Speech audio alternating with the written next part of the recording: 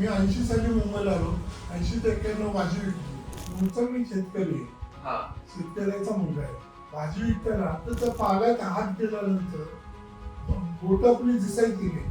ती त्या पाल्याकडून घातलं ते हळूच अशी चुरडली, तिचा सुगंध बाहेर निघायचा. असं सांगून गिरायकांना विकण्याचं टेक्निक पहिलं जन्मताच अभ्यास होता.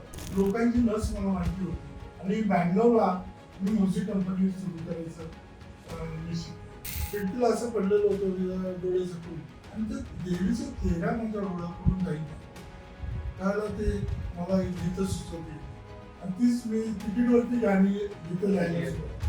तो पिक्चर बनवल्यानंतर ती व्यक्ती बोलली काल अटकमध्ये बोलल्यामुळे तुमच्यामुळे पिक्चरमुळे गर्दी झाली आणि लोक हजारो लोक मेले.